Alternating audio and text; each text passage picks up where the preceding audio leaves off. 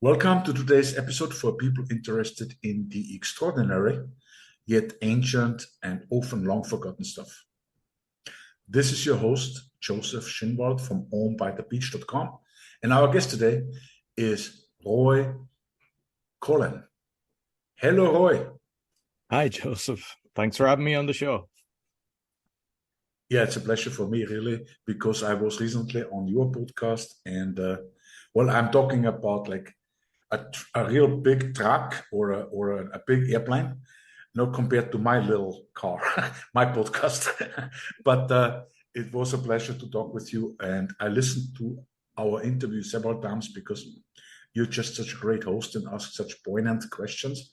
It was really mind-opening for myself. So today I have the privilege to interview you.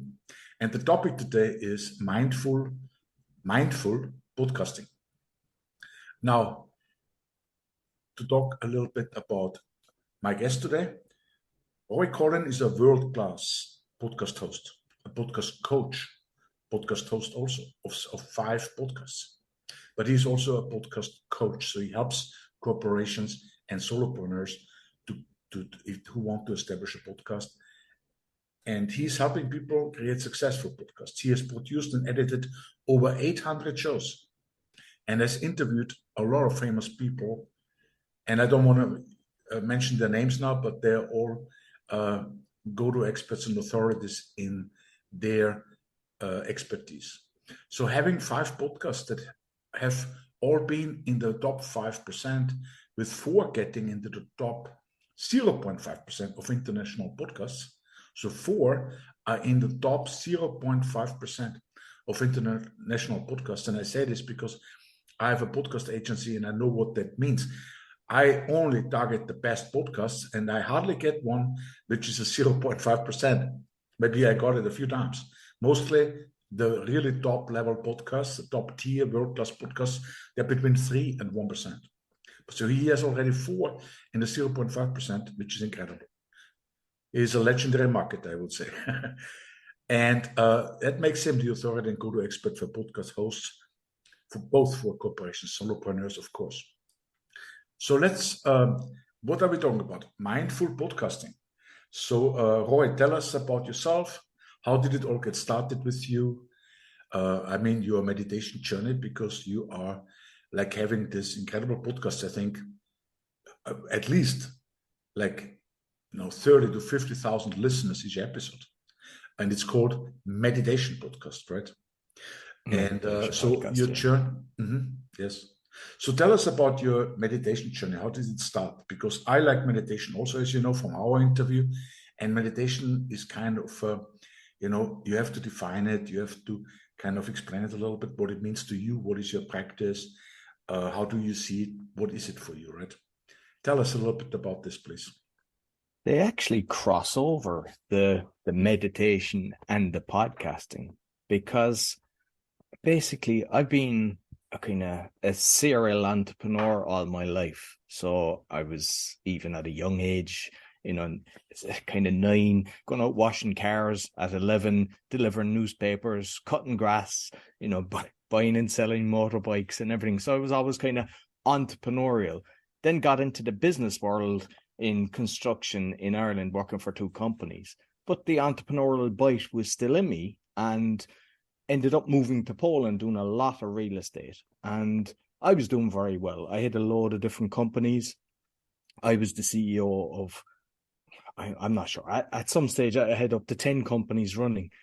And so I was either the shareholder, I was the sole owner of a company, and everything was going well till around, the 2008, it happened in America, but it took a bit later to kind of, make its way across the seas.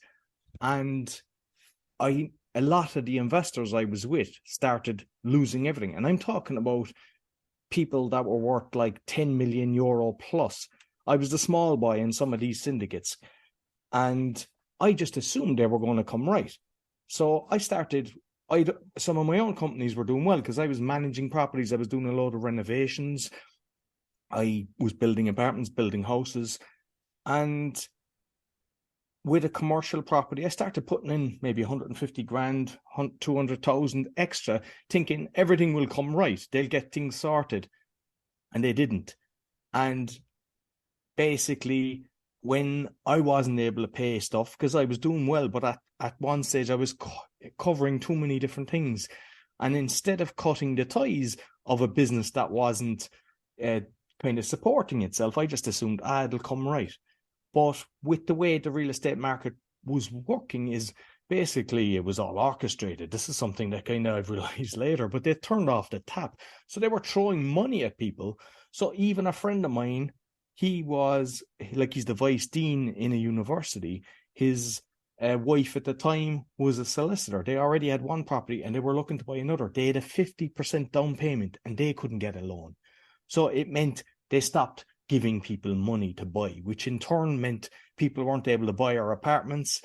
And also with all the different investors that I had, all their stuff kind of fell that they had around the world. And I ended up losing everything. So I was looking at making I had made over $1 million already with my assets, and I was looking to be about 5 million. And what happened is I ended up being personally liable because I was the president of the company. Normally in a limited liability company, it's just the company and that's it. But in Poland, and nobody had told me that, you're personally liable. So I was personally liable for about 5 million euro. All the investors ran for the hill, left me with the crying baby, and it was a tough time, but I managed to get through it. It took a few years. It wasn't an easy thing, but that's how I got into meditation, because I was like, how did this happen? I'd never done anything kind of illegal. I was always straight. I was always paying my taxes, doing everything right, and just lost my houses in Ireland, lost my personal, like my residential house in Ireland with my possessions, the whole lot, just lost everything. And I just came across a guided meditation.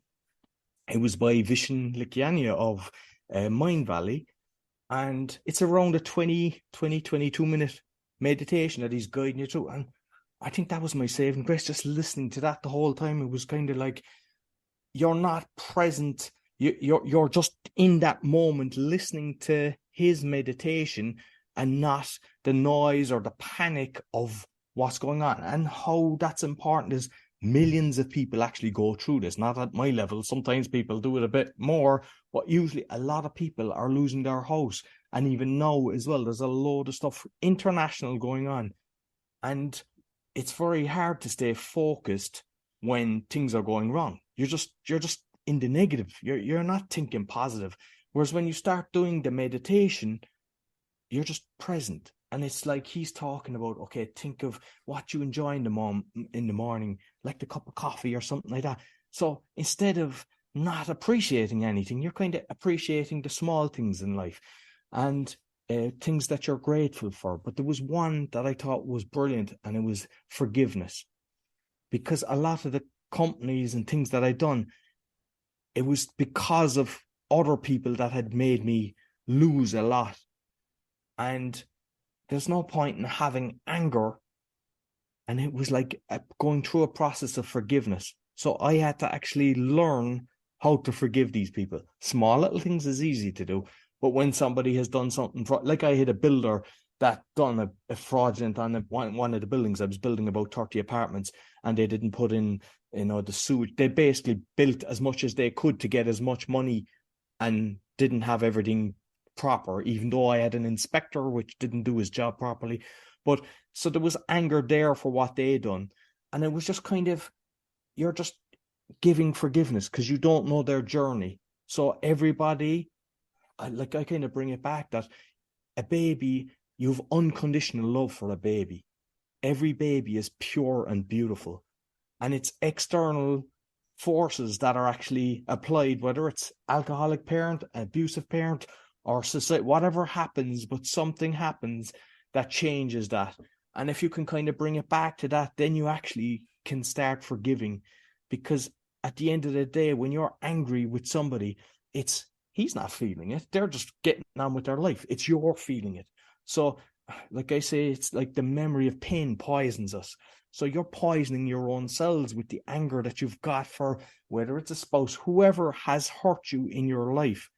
And by actually forgiving them, because if you can trace it back to their journey, because, for example, like look at people that have been abused, it tends to be a cycle that they were abused as well, and you don't know their journey. So when you trace it back, it's like, did they really have a chance? And you just have to try to allow forgiveness for no matter what happened. And by doing that, then I think you just start appreciating life a lot more. And from that moment, then I just got more clarity, and I was just kind of getting more focused, was able to, resolve a lot of things, and basically clear the decks for the minus situation that I was in. So moving on to how, like the podcasting, how it all happened. So through that journey, I've had over 100 court cases, which is kind of another probably, having 800 podcasts episodes, but also having over, 100 court cases. So I've kind of witnessed a lot of stuff. Through going through, I didn't actually declare bankruptcy. I created all the documentation. I was like an hour to doing it. And I said, I don't want to do it because I'll be tired with that. You're kind of tired with that for the rest of your life. And I'm not saying nothing to anybody that actually gone down that route. Sometimes it's actually a good thing to do, because you can kind of just go, yeah, put your hand up. And depending on the country, I think in America it's like a year later. Some places it's like 10 years. So it depends on where you are. But I just didn't want to do it. And I decided not to actually, go for the bankruptcy, and ended up having lots of court cases and kind of fighting. And I saw, geez, the banks they're corrupt. The bailiffs are corrupt. Like, to give an example of what bailiffs were doing is, bailiffs would actually do a quick screenshot of a property that's for sale. So they have proof of it, but it's not actually out there. So nobody's actually seen that this is advertised. And I'm not sure what way it works in other countries, but in Poland, the first auction is at 75% of the value, and the next one is at 50%. So nobody turns up for the first one, and they're trying to buy it themselves. And I've seen cases where they were trying to do that. They actually were in cahoots with a valuer. And for one of the commercial properties we have, the valuation is basically saying terrible things about the property. I've never in my life seen a valuation saying that. Normally a valuation is actually, basically trying to upsell it. This was downselling it, but we found out they were in cahoots. In another property, there was houses.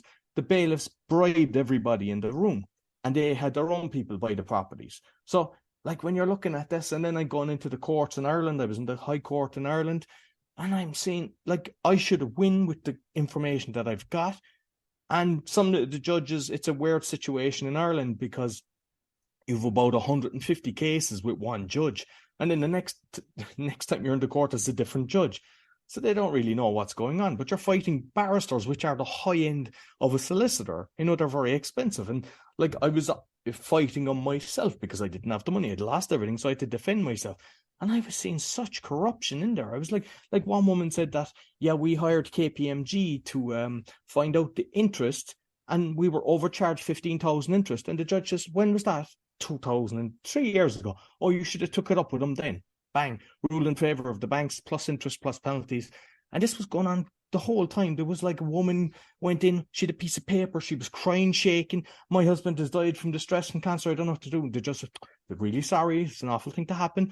Yeah, bang, rule in favor of the courts and for the banks and the solicitors' fees and everything. And I was just constant. I said, this isn't right.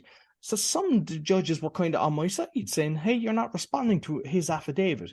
And just basically, for those who don't know, an affidavit is like their sworn statement. So I get this first when they're taking me to court. I honestly didn't know what an affidavit was. I had to ask somebody, what's an affidavit? So I've done a lot of research and responded with my own affidavit, and they couldn't respond because I had them. I had them on fraud. They had 20 different signatures, but with the exact same signature. 20 different names with the exact same signature. And they had bought one bank as well. They were doing a load of trickery things, and they couldn't respond. So some of the judges were saying, hey, you have to respond to this. One guy awarded me $1,400 for travel expenses. So I was convinced I was going to win. And when I went into court, it was like the way I was treated. The judge didn't really want to listen to me, listen to everything about the barrister. Basically, the bank for this property were selling the property less than an offer I had, and they were coming after me for the excess. And I ended up losing, and I was going to appeal. But the way the system works in Ireland is that if you appeal, it's opening up the whole amount. I won on actually the solicitor's fees and interest because I had been fighting it so long. So you were looking at €65,000 versus maybe 200 to 300,000. And if I appealed, it goes back to opening it all out, plus new cases. So it was like 65,000 versus say 500,000. And I couldn't take that. I had to just accept it. And I wanted to go to the EU. And you can only do the EU court ruling if you actually appeal. So I was in a kind of catch-22. And I was like, this whole system is kind of out to get us. And with all I saw, so I went to an event, and the event was, what's your quest? And I was thinking as I was there going, I need to expose all this, because there's a lot of people that throw in the towel. They don't, when they're in court, it's just like, this is wrong. This needs to be changed. So I made it my mission then. I'm going to write about it. I need to do this. But also, there was brilliant speakers at this event, and I hated public speaking. Like, I would cry. Like, I used to work, when I was working in Ireland, I was doing big jobs. My voice would break if I was sitting, talking to the client and the architect and the builder, just terrified of it. So I knew I needed to become a better speaker. So when I came back from that event, I joined Toastmasters, joined another Toastmasters, created my own Toastmasters club, became a coach at Toastmasters. And within 3 years, I became a distinguished Toastmasters, which is the highest level in Toastmasters. And then when I was at another event with the same organization, it was Mind Valley, there was a guy doing a course on podcasting. It was like a workshop. And I went, right. And I never even thought about podcasting. And I went, this sounds interesting. So I said, I want to get my message out by actually podcasting. So I decided speaking would be the ideal one, because through my journey, I entered competitions. I started winning loads of competitions. I got into the final of 5 countries. And I did an open mic. I did an open mic TEDx. So I had a lot of experience. And plus, because I knew so many people, I thought this is a good way. And then the next podcast became the meditation, because as I was doing, say, the one that I liked, then I started trying other different types of meditation. But then they disappeared, or then they became paid. And when you lose everything, you're watching the pennies. So you're not. And I thought, I don't want this to happen. So I said, I want to create a meditation podcast where I'm giving different types of meditation, breathwork, sound meditation, but it will all be free. And it was that came the next one for the meditation to go to people. And next one was, I wanted to improve my Polish constantly. I've done loads of different things. Pimsner, Rosetta Stone, had CDs in the car. And I said, I tried to learn through listening to a podcast. And there was the ones I could find were either scripted, which, I mean, you've heard of scripted podcasts. They're not enjoyable. You just know it. Or else there was ones that were only Polish. And some people can learn a language with just the language. I can't. So with my ex-wife, who was a teacher, that's how we actually met. She was my Polish teacher, but we've got a fantastic relationship because we've got a child together. We decided to create this podcast, and we just celebrated our 300th episode. It's doing very well. It's been #1 in a load of different countries. It was actually in Iceland just last week. You wonder how could a Polish podcast be #1 in Iceland. So that became the next one. And the fourth one was the one that was kind of passionate because I knew that I would experience a lot of stuff, and that was the awakening, exposing fraud and corruption, but with solutions. And that's the one that I've got, like Miki Willis and David Icke, recently Peter McCullough, because I do group ones as well with a few other podcasts. We do live shows, usually on Tuesday and Thursday. And that's a good way of collaborating with people as well, because you're kind of sharing your guests, but because it's going live, it goes shared on all the other podcasters as well, which gives you a bit of exposure. And for example, if somebody likes my style on some of the other person's podcast, they might start following me, and vice versa, of course. If they're listening on my show and they like one of the other podcasters, they could listen, because people tend to listen to 8 or 9 podcasts. It's not that they just listen to one. Yes. And yeah, so that was that one. And the final one then was the crypto podcast, because I could see that the crypto world is a bit, and this is before the FTX thing, which happened recently, but I could see there was a lot of scamming and everything, and I didn't want to be incorporating that into the awakening because there'd be too much crypto on it and I would kind of lose my audience. So I decided I'll create one just on that. And yeah, that's been, I mean, it was at the top 5, but it jumped up to the top 1.5% now. So, I mean, that goes up and down. They can go in and out, but they tend to be fairly close to that. So 4 got to the top, as you mentioned, 0.5%, and the crypto now 1.5%. Well, I want to say this is the top, means the very, very, very top.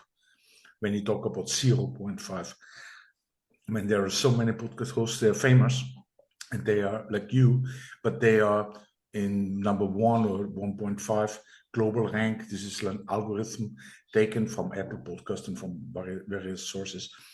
And that's fascinating. So, when I listen to your story, I feel like doesn't our adversities, don't they really define us? I mean, you wouldn't be who you are. You wouldn't even probably gone into meditation unless before this incredible adversity came to you, where you had probably no other choice, spiritually, mentally, emotionally, than to just withdraw into meditation in a way, but then stay connected, of course, with the world and just become a better, let's say, more balanced with yourself. And like, you didn't get negative at all. You forgave people, and forgiveness, you have to know how to do it, because you have to, and I don't know it yet really, but I know it has to do with, you don't have to forget it. You don't have to approve the other person's wrongdoing, but you forgive it. In other words, you leave it in peace, and you say, well, that hurts myself. Like the Buddha said, when you're angry at somebody, it's like holding like hot coals in your hand. You're only hurting yourself. Absolutely. And this is, for me, the magic in life, because, what else can you learn from life about spirituality, as referring everything to yourself, not necessarily to your ego, but you are the subjectivity there is out there. And so when you don't forgive, you have this object, you become an object to your emotions, and you're losing your subjectivity, basically. No, absolutely. And I mean, I've had that kind of thought with myself, but also with others, because what I've noticed is we tend to kind of not show our flaws in life. We all want to come across as if but I never, like, I always kind of, if something happened, it's like, this is what it is. And I found that when I was explaining my situation, the amount of people that go through similar stuff. But one thing is kind of fascinating. I think we all become a better person. And I think because when prior to this happening, it was like, oh, I want this bigger house, I want this car, I want that. And I was like, superficial, it wasn't the real me. And now I'm totally present. I'm making sure I totally enjoy every day. I do everything I love to do. And is it because of the bad journey? Yes, but would I change anything? Well, you can't change anything, but I think it was a good thing. I wouldn't be in the place that I'm in now if that hadn't happened.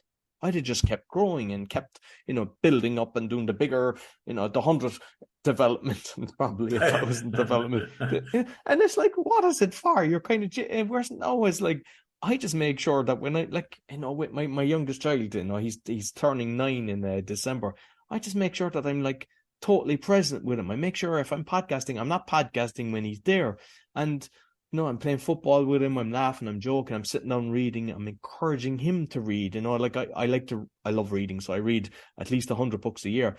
So I started buying him books. They're kids' books, but so he's at 90, so he will read 100 books as well this year.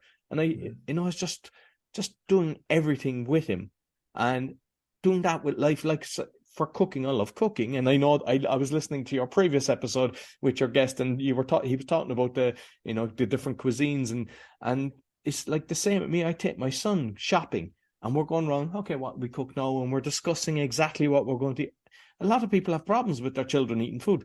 My son eats exactly the same amount of food as I do, but it's connecting with him, making sure everything you're doing, being totally present. is what I believe is. And I can I change the journey? No, but would I was it a better thing? I think so. I really believe, you at the time you never think, oh, this is brilliant. But when you look back, you go, oh, my life is so much better now because of the journey that I've taken. Yeah, you have been playing very high, I mean, if you would be a poker player, you would be one of the top poker players, But the point is, not to compare with a poker player. I'm just saying, you have taken on incredible risk, and if you think about a pendulum which goes in this universe, like the emptiness of this universe, the duality goes left and right. You have been swinging quite in one direction, and then you came back and swing in the other direction, where you are right now in the middle, but it's all extraordinary. It's not like moderate. It's not moderate. I can identify with it because I have been similar. But I would say it is super interesting what you said about being present.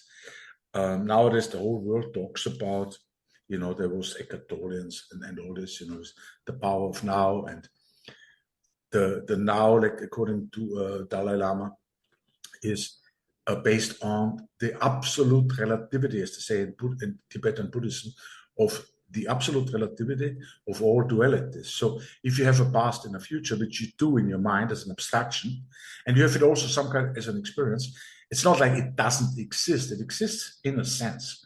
However, in this very moment, it's not real anymore. And they call it, like the Dalai Lama. I listened to some YouTube video about this, and he was explaining it so well, because he said, like, if you have like 5 minutes and you talk 5 minutes, then it's like, it's in that 5 minutes you always are in the now, and the 5 minutes, the end of the 5 minutes or the beginning of the 5 minutes, they're absolutely relative to the now.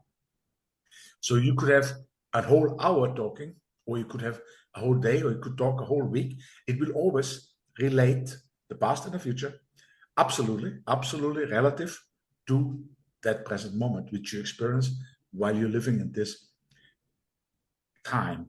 I mean, for me, time is really something real. I mean, we have that reality of time, of course. I mean, we couldn't be on a Zoom call if we wouldn't know and if we wouldn't take it serious about future and past, right? But at the same time, I know for myself, inside myself, there are other dimensions which I can experience as well, like timelessness, because the eternal now, the present moment, there's no time, because there's no future, no past, so there's no time, which is very spiritual, actually. For me, it's the gist of spirituality, because that's a portal. It's a portal to go into another dimension within yourself. And another reality, the map of reality which you had before, might just drop because it's different, right? And what does it mean to you to live in the present moment? I think one of the guys that I seen speaking, Gilong Tung, he started talking about being totally present with what you do. So he was saying, like, when you're brushing your teeth, you feel the bristles, you're totally present. When you're washing the hands, the water's pouring off your hands and you're there. Instead of what the majority of people are doing, they're on their phones or they're thinking what I'm going to do next. That everything you do be there. And I feel that for me, that, like, so many people said to me, how do you do so many podcasts? I can't do one. And they're struggling about the time. I think it's about when you're present and you're totally there without kind of thinking you can do 3 different things at once, time slows down. And I don't know, it's just you became what you want and you enjoy everything. Like I mentioned, I love reading. When I'm sitting down to read, I'm not beating myself up for, oh, I should be editing a podcast, or I should be doing this, or I should be doing that. I'm present in the book, reading it and enjoying it, drinking a coffee, say, and just in that present time, there I am. Same with the editing. Like, as I'm doing it, I'm listening, I'm focused, going back over the conversation, enjoying it as well. Because obviously when you're having the conversation, I don't know, do you find that yourself? That obviously yes, we have this conversation, but sometimes when you're editing, you're enjoying it again. You're actually enjoying it more because you can be just totally present as you're editing as well. Obviously, you're taking things out, you're removing stuff, but you're getting the pleasure of actually listening again. So, like, for example, when we're having this conversation, there's like sometimes people, their brain starts going into, oh, I'm going to ask him this question, and they switch off from the listening mode. I don't do that. I'm constantly listening. Doesn't mean that I don't have a thought of a question, but I can actually park it and be totally present with what you're saying to me, and then come in, or whoever I'm, is my guest on the show. Yeah, well, that's so true. I mean, particularly when you are interviewing somebody, you don't want to have a script. You have one question. Is for me, we are both podcast hosts. I'm like a beginner. You are already an expert and definitely a master in this. But I also see it like this. I like to. I have several questions when I listen, but I have to catch the right question when my podcast guest has the silent note. And like in music, a silent note, when I know he's finished. Then the right question has to come up from the several questions I got while I was listening. That's key, and it's a dialogue. It's like you listen and you dig deeper because it's interesting. It's just a regular dialogue, like a normal conversation. Yeah, what comes to mind when you said this, Roy, is like, what is mindfulness, right? It's like, in a sense, it's a paradox. I mean, you don't want to have a full mind. You want to have an empty mind. But what they mean, I guess, with mindfulness is that you fill it up with the right things in your life, your mind. It should be full with the right things. So when you talked about being mindful of when you are doing things, right? And it can be a walk in the mountains. You're mindful of your steps, you're mindful of what you see and all this. Or when you are editing like a podcast, you're mindful of things, of that thing. And that's focus, and that's concentration. That's part of meditation, very big times, right? I mean, I take from the scripture from Buddhism, particularly the Buddha himself, he talked about the eightfold path. The eightfold path after the Four Noble Truths. And one of the Noble Truths is how to get rid of this thirst we have, that we always want more, which is the second Noble Truth. And the fourth is how to get rid of it. And there is contemplation, and there's concentration, and there's mindfulness and meditation in there. Because all of the four Buddhist meditations come from that sermon of the Four Noble Truths from Buddha. They're all in there. And people have elaborated it, of course, and stuff like this. And then, of course, there are the other meditations. We are totally connected with Buddhism, because Buddha was a Hindu, and it's a self-inquiry and mantra. But what I want to say is, for me, when I'm saying about mindfulness, I like to be mindful of who is doing what he's doing. Who is this? So it's not just the objective thing, but also the presence, the subjective presence while I'm doing this.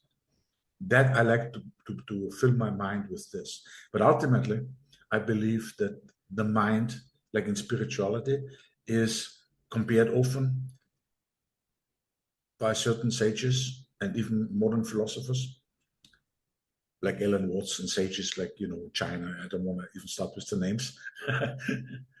It's compared to the space. The mind is equal to space, or the mind also is equal to the void. The mind is the void.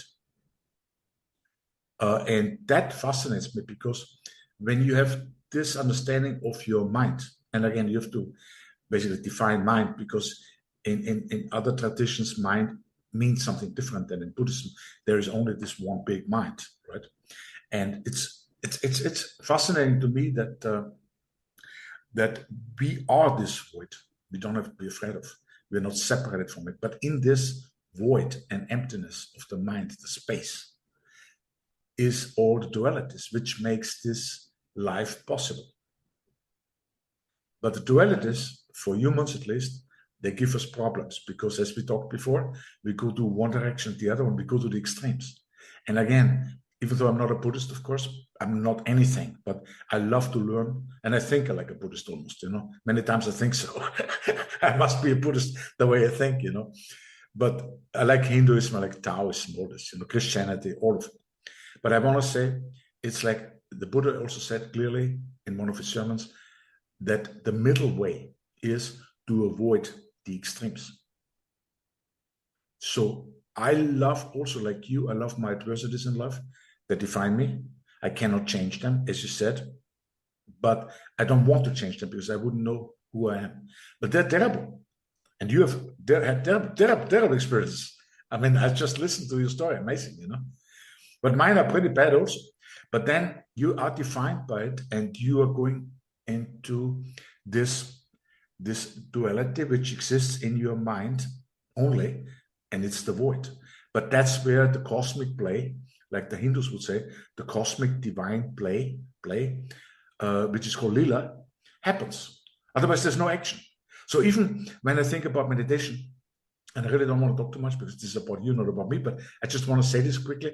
When I think about meditation, for me also, it is something, it has to do with that balance, with that middle way. In other words, with getting to the still point, getting to that understanding that your own mind is the void. It's not out there.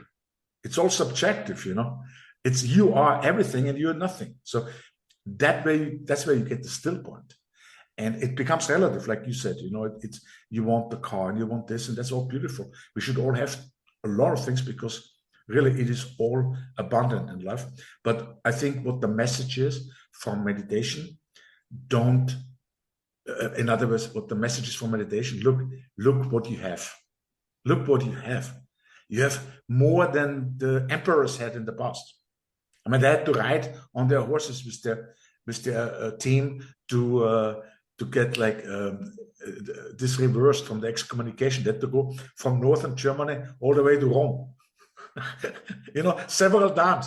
What a terrible life, And could they actually see that territory? No. We live much better than all these emperors and kings, because when we just come into ourselves and say, look, I have this beautiful coffee, wonderful, tasty coffee. Yeah? Or I can have this breakfast, or I can play with my child, or I can actually watch a documentary. There's so many things we can choose to do. And when we are content with it, then we are kind of escaping the problem of humanity. Why? Because the problem of humanity, according to Buddhism, is exactly that we have a thirst. We have always a thirst. Can you imagine? We're running around and we are always thirsty. We're always thirsty for things, for more things. That's the point. We want more. And wanting more is not a problem. We should get all of it. However, the psychological effect of not being content and wanting more all the time in every respect, that is our suffering. So yeah, I think that's a perfect story you have, which fits into this framework. It's all a mental model. I'm not saying there is this truth out there. Buddha said it. I mean, it's all relative, and it's a mental model. We don't know what Buddha really thought, but whether Buddha was such an extraordinary, different person from us, I don't know, and whether he knew anything. Maybe he was like a child who was born. There is this light of an idiot around us, like Chuang Tzu said, when we are born. And that's true, you have this light of an idiot around you, You say ta, ta, ta, and ta, and that means nothing like Taoism, or just the same like Taoism or ta, ta, ta, suchness in Buddhism. But ultimately, when we die, do I really think I know more? No. I die the same way when I die.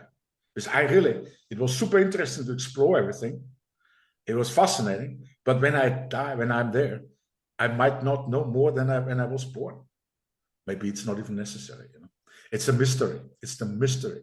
And if you take it away, then life is not what it is, the magic. With the mindfulness, I think you reduce the mental clutter, because it's like, I always say, it's like you're on the bus. Now you're driving, whereas before you were the conductor going around the bus and you're having the conversations with the people on the bus, like who are you having the conversations with. But I found when you become more mindful, that no longer happens. You don't have that clutter in your head. And a lot of people like have that, they're having these thoughts, and you have either a negative thought or a positive thought, and you can switch it immediately, because you can't have two thoughts at once. You can't have a negative and a positive. So it's a case of, if you're going down the negative route and start thinking in the negative, switch it to something positive. And I tell people, stop watching horrors, because I don't think the brain can actually decipher these things. The brain doesn't know. So if you're kind of reading the thrillers and your movies and everything, it's not that I used to do that. I used to, but I think does the brain really know that? Like, start looking at the comedy, start doing the things, do the art and everything.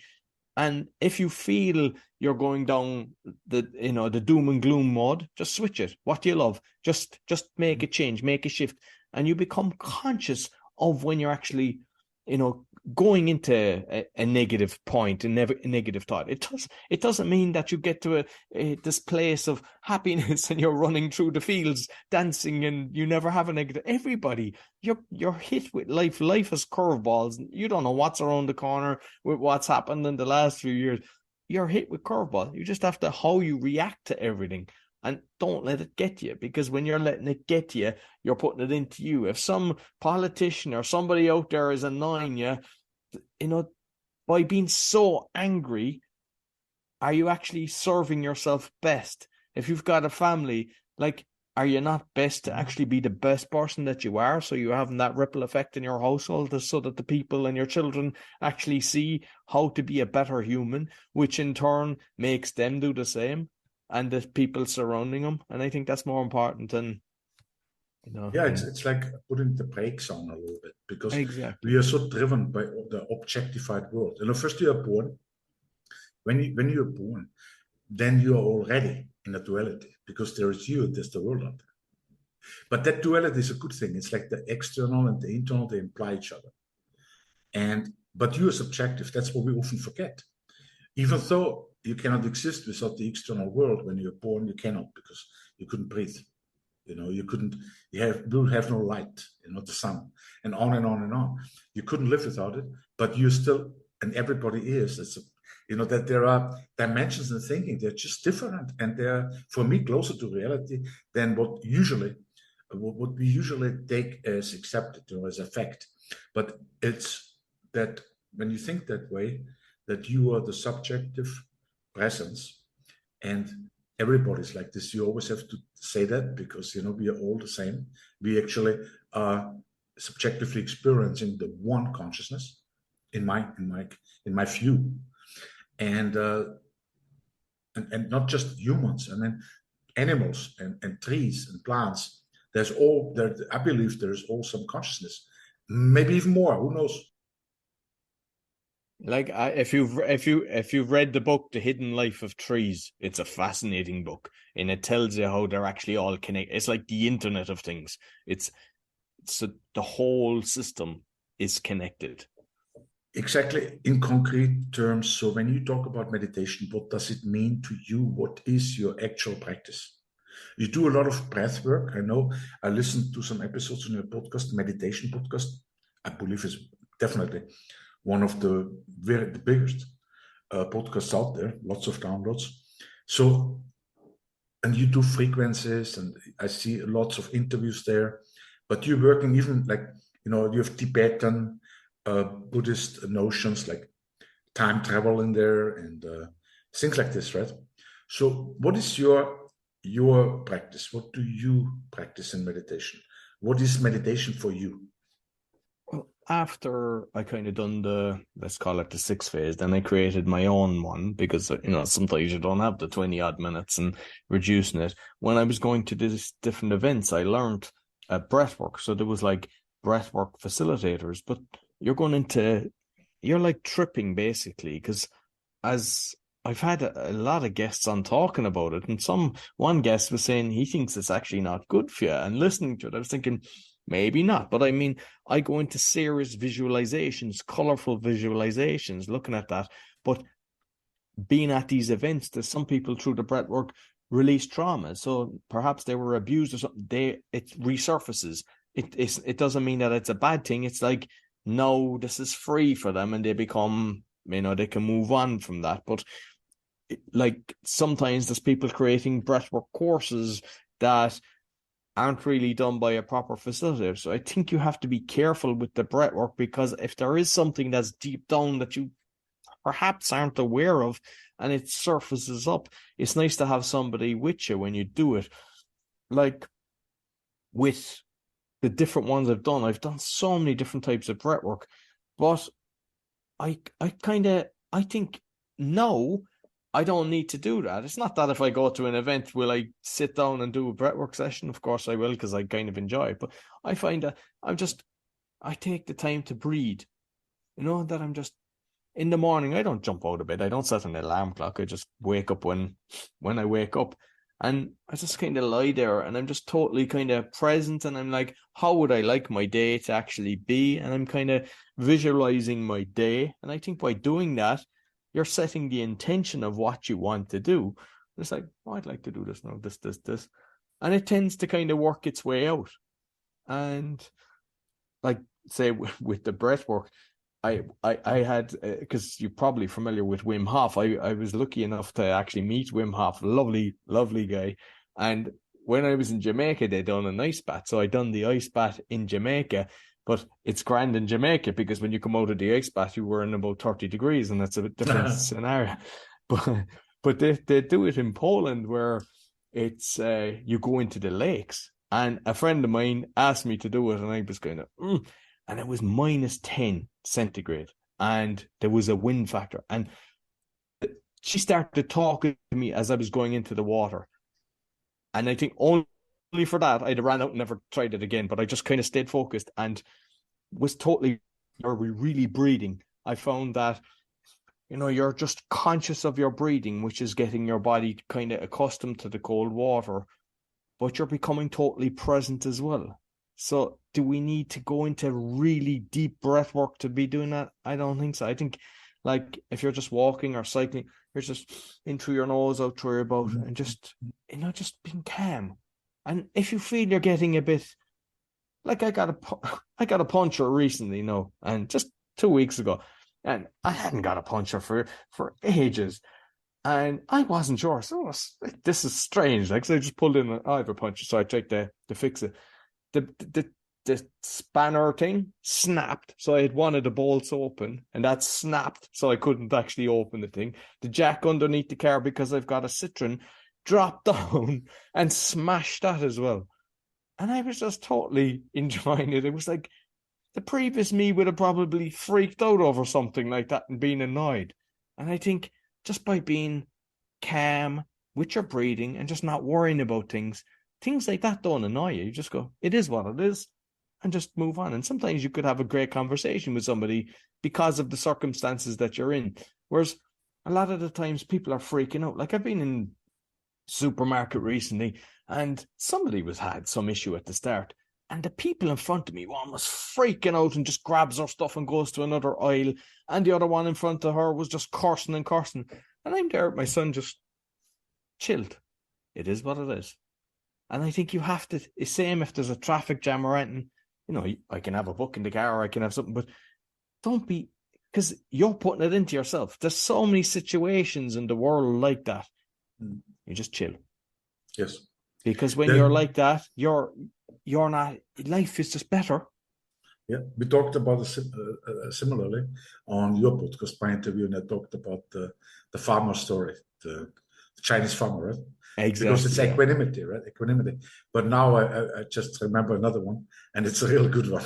It's a very short one. You allow me? Of course, absolutely. There is the Zen master, Hakuin Zen master, China, 11th, 12th century, I don't know. And there was a young girl, and she became pregnant with a young man, but she, when her parents asked her about the father, she didn't want to say it. And she mentioned it was Hakuin, a Zen master who lived in a hut in the mountains. So the parents became very angry, and they brought that baby right away up there to Hakuin and shouted at him and just gave it over to him. That's your baby. So Hakuin said, is that so? That's the whole Zen story is called, is that so? And then he took care of the baby for 1 year. and very lovingly, like it's his own child. Didn't complain, nothing, it was just, is that so, right? And then the girl decided otherwise. She wanted then to marry that man who gave her the child. And then she told her parents, and then, wow, we did something wrong to Hakoin. So they went back to Hakoin, up there in the mountains to his hut where the baby was in Hakoin, and said, we are so sorry, we really apologize, but we do want the baby back. So Hakoin just stood there with the baby and said, is that so? Handed them the baby. End of story. What does it teach us? Well, equanimity. We all have these situations. Why would you get mad or angry, or it hurts yourself? This is the paradox. Like the Buddha said, you put the hot coals in your hands and you hold on to it. Yet when it comes to it, it's like, actually not for, I don't want to put myself above it, so somewhere in a big light here, but it became easier for me after so many years. And now I'm getting older also. It gets very easy for me actually to turn things around. Let's say a really stupid person insults me. It can happen. It can happen in any situation really badly, because maybe she's polar, and feels like hurting me and insulting me. Well, in the beginning, it's hard because you get this strong negative feeling. But then you can immediately talk with people and tell them the story, and laugh about it. And after that lady who has been so mean to you, she becomes a wonderful entertainment. You have a story. I mean, it's like a theater. This whole world is a theater anyway. Not a bad theater. It's just a theater. Otherwise, there would be nothing, right? I mean, you can meditate. That's the thing, you can meditate and you go into the void and you go out there and you disappear. You escape like a fish from the net, the matrix. You escape, you find a hole, you go out there and you meditate and you become nothing. And that's not life either. So in other words, I can meditate as much as I want, but I also have to understand that this life is here to enjoy myself. There's really no other reason. Exactly. We have experiences. I don't believe we are going anywhere unless, you believe in a certain different cosmology, that somebody created you and all this, but that's just a different cosmology. But when I think about it, I think like I'm a seed and I'm going definitely to a big tree, which is also myself. So I can't really achieve anything beyond myself. So what is it then that I'm here? Well, it looks like the world is so beautiful. And the experiences are so intense and beautiful. Well, I'm here to enjoy it. Don't worry about anything. There is no future. There are no worries, no past. And it's easy said than done, particularly when you're young, because when you're really young, like 20 years or 30 years, well, you fall in love, and then it kills you almost when this goes out, and then it influences you for the rest of your life, whatever. I mean, there are so many ways. You have traps. You can fall into a trap. And it's always the trap to go to one of the both extremes, because everything is duality. One duality, the other one, it's a polar, it's extreme. So when you're in the middle, like a pendulum, pendles in the middle, and you can persist there, and then you go through life easier. Because even the Hindu worldview that is fantastic and shocking for many, probably, particularly for the Judeo-Christian Islamic tradition, which I appreciate and love. But to believe there's an end of the world, and that there is, well, that's okay. But to believe that that the good has to overcome evil, and there will be this time, and evil will be completely destroyed, and there will be only goodness. Well, that's not like in the sense of the Hinduism, which is a very old and very spiritual tradition. For them, it's like the world is a middling world. The world is a pendulum. And you don't have to engage in this, but you can observe it, you can live it in a certain way, because that is life. You need it. You need the polarity in order to live. But at the same time, you don't have to lose yourself in one of the extremes of one duality. So that's what I think. Absolutely. And just on that, because a lot of the time they're kind of giving their sovereignty up, and it's something that I've studied based on kind of my journey. I've looked at kind of like the common law, sovereignty, UCC, and what I've learned is because there's a lot of people trying to teach this and they're doing courses and everything, and nobody's taking kind of responsibility. They're saying, you need to do this yourself. And what I've learned is because nobody's kind of holding your hand, like we tend to, get a solicitor to help us in a court case and stuff like that, that you're doing this yourself, that you don't fear anybody. So you don't fear the cop. You don't go into the city officials where they're usually abusive. You don't fear them. You're just totally competent and strong in yourself, knowing in your beliefs, and you'll see how things change, that they'll actually change in front of you and start actually respecting you and realizing that you're way more powerful than them trying to put their power over you. And with all the craziness that's going on in the world, I think you need to kind of learn your sovereignty, that nobody's above you. And if you start giving that up, that's why you lose it. That's why you don't have rights. That's why you don't have anything, because you've actually given it up. You've just assumed that a government or somebody's got your better interest at heart when they don't. You know what's right and wrong. And when you actually stick to that, and whoever you approach, you don't have to be aggressive, right? You can talk to somebody, and even if they're shouting at you or whatever, you can totally control the conversation and they will back off. I've stood up to judges, I've stood up to police, I've stood up to so many different people. And usually the head goes down and they start nodding because they know they're wrong and you're right.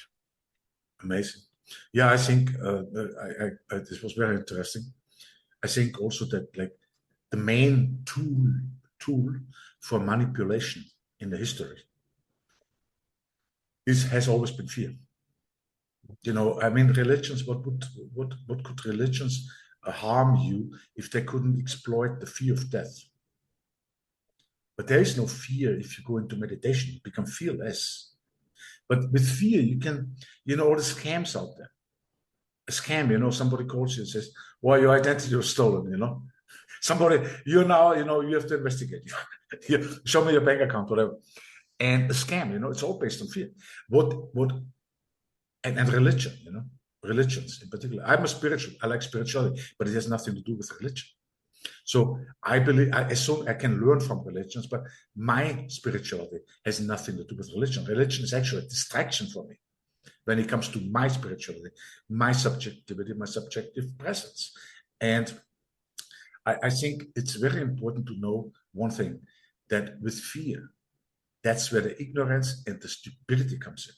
And it's so easy to control people with fear. Just a terrible example, but a good one, in a sense, but a terrible from history, like this German Nazi leader, Goebbels, Josef Goebbels. They asked him, in an interview, so how can you get like young people put on a uniform, take a rifle, and shoot people? How can you do this?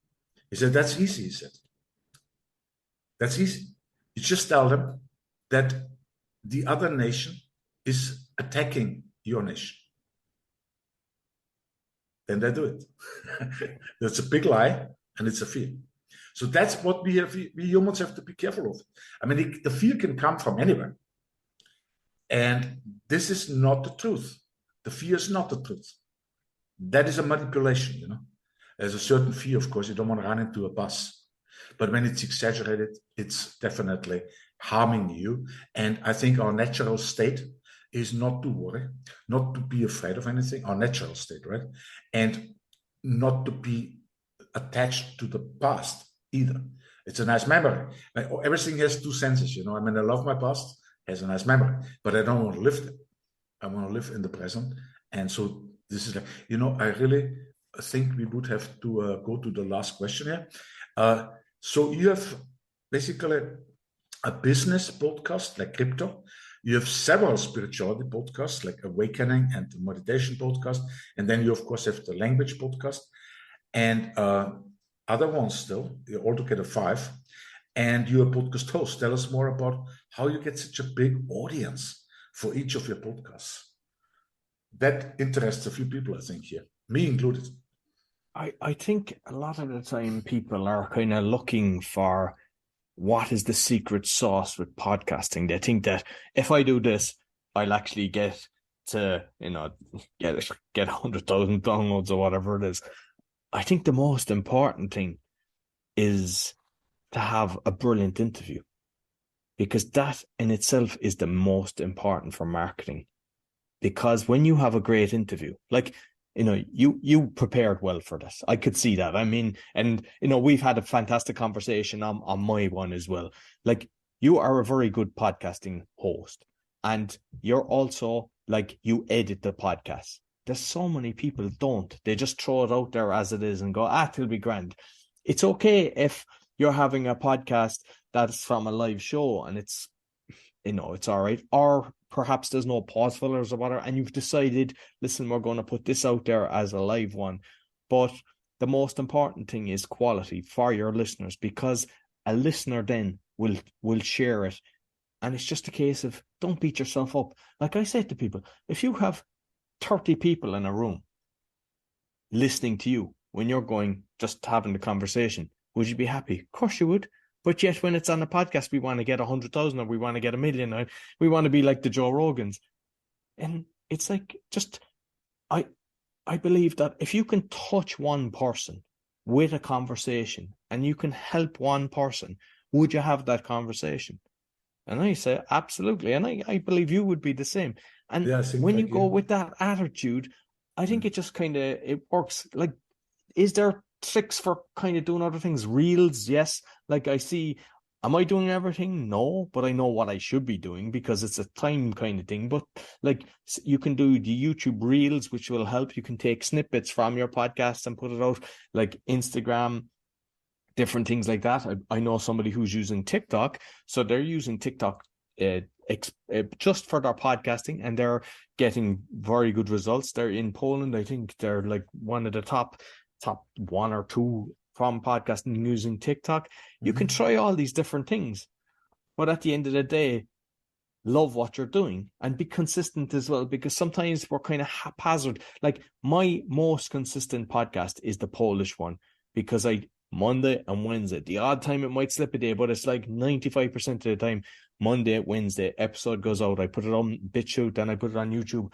People, and the ones I listen to, they're similar. I'm expecting it to come out. And shame on me for not doing that with my other ones. It's hard, and I'm trying to get around to it. I'm trying to put them out on the Sunday and getting into a kind of routine, because then your listeners, they go, oh, he's putting out a show every Sunday, and they're going on their commute Monday morning and they're looking forward to it. Whereas sometimes people are putting out 2 1 week, then they mightn't put out another for another month. And consistency definitely has an advantage. Like, I remember when I was doing the speaking podcast at the start, I was doing 1 episode a week, and then I said, I'll do 2, thinking I would double my audience, but it nearly tripled.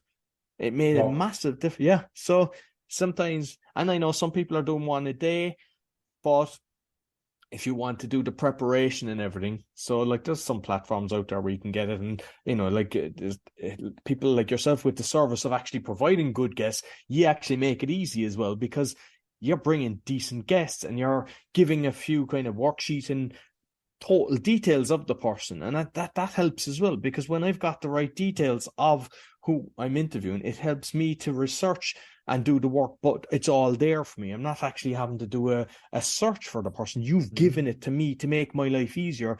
And then when I'm posting it, it's just a cut and paste for their bio. And what I usually do is I put the points of what we've discussed, and I post that as well, because that's what, yeah. That's yeah, good. because if someone just go, like, say on the crypto recently, I talked about like the Bitcoin ATM. Like, I never knew anything about it. And if someone is curious about that, they might just be their first episode to go in, and they might just love my style based on that and start going back and listening to the others. So you just don't know. There's so many different things that add to it. But I think the most important thing is, when you don't beat yourself up if you're getting 10 downloads and you get 11, that's a 10% increase. So celebrate that. But just love what you're doing, and engage with the people that are writing to you, and that way, then, yeah, you'll actually love the journey. Yeah, you've taken so many things, like as your adversity, you brought it over and made yourself a new person. Like, you've been a very shy person, right? Extremely. Amazing, you know? And you wouldn't know that. You wouldn't believe it, if you get to know each other, right? Now, how can people? There are I have clients, they're interested in in a podcast to start their own, and you are actually helping them. You're a coach. You help them to get their podcast in the top tier. So what is the best website for people to visit if they want to connect with you?